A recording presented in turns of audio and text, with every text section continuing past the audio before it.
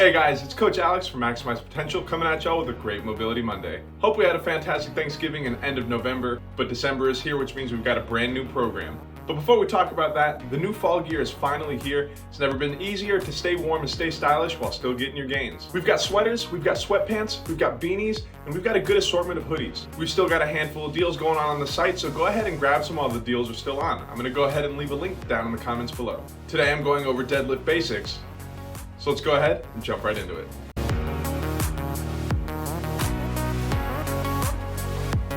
As I mentioned last week, we're entering a new month, and a new month always means a new program. We're introducing the 25 Days of Deadmas. With the way that December is laid out, we've got 5 good full weeks in our month. So those first 4 weeks, or those first 25 days, we're gonna be deadlifting every single day. But of course, before we even get into any of that, we have to learn the basics of deadlifts. I'm gonna go over the basics of how to get into a conventional deadlift and a sumo deadlift. Just depending on your physiology, you may prefer one over the other. So let's go ahead and head out to the gym and let's get started. All right, so we're gonna start with the conventional deadlift. So with the conventional deadlift, the most important part, especially getting started, is gonna be the approach. So as we walk up to the bar, I like to imagine that the bar is coming right across the midline of the foot. So always feeling right across the knuckles or that midline of that foot. Now space-wise, I want these feet directly below the hips. Remember, this is gonna be for the conventional form. So right below the hips, if we feel the need to, we can point these toes out just slightly. Now, I do want the shins near the bar, but I do not want them super close to the bar. We have not got there yet. So once we approach it, then we can hinge at the hips. Again, do not move those shins towards the bar. We're hinging at the hips as we come on down. Hands, we're gonna go a little bit wider than we normally would for barbell exercises. A lot of the time when we do squats, things like that, I always kind of cue thumbs or a thumb length away from that grip tape. With the deadlift, I want to go a little bit wider just because if we are narrow, those elbows can knock into those knees, and then we end up with valgus knees. It's a lot of pressure into that mid knee. It's not going to feel very good. So feet directly below the hips. Like I mentioned, that bar is coming right across the midline of the foot. We're coming down. I like to take my pinky and go out to that first rung on that bar and slowly work my arms in until my elbows reach and rest just lightly on these knees. To get a little bit better of a gauge here, squeeze those glutes and push those knees out. We can put those elbows just slightly on there. You do want to have a little bit of room as those knees push out.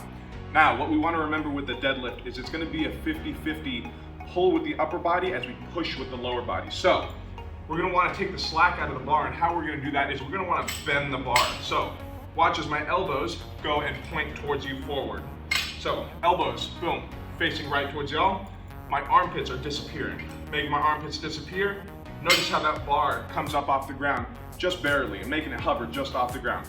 That is called taking the slack out of the bar. So once we get to that good position, I'm bending the bar here. I'm gonna sit my hips straight down. Again, squeezing my glutes, making sure my knees go out. Now, my shins are meeting the bar as I sit that butt down.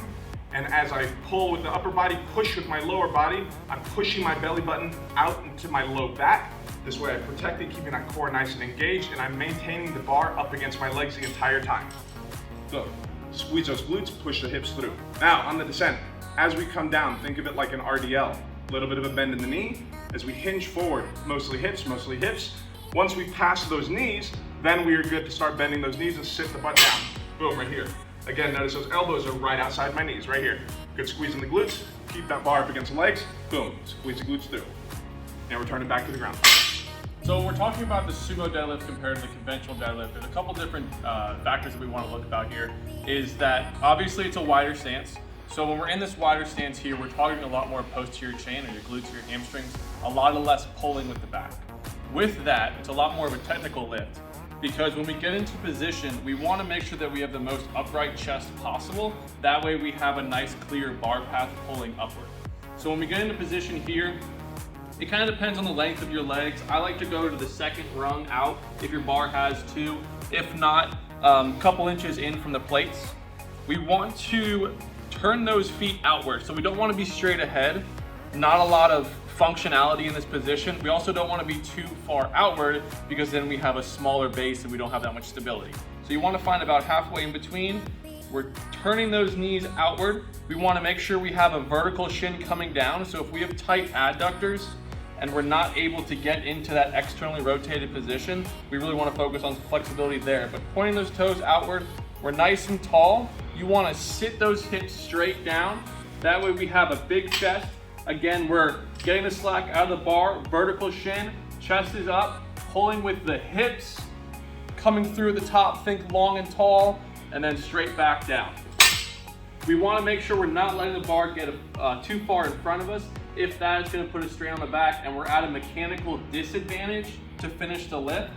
So we're going to be in position, big chest, lock out the arms, come up, push the hips through the top, squeeze, and then sit it right back. Well, how about that? Short, sweet, simple, and pretty easy to grasp. I would highly recommend trying out both of these forms at home. You can either use like a broomstick or a PVC pipe, both of which are going to work out perfectly, especially when we're just working on our form. But other than that, y'all, I don't have too much else for us. Like I mentioned earlier, the new fall gear is finally here.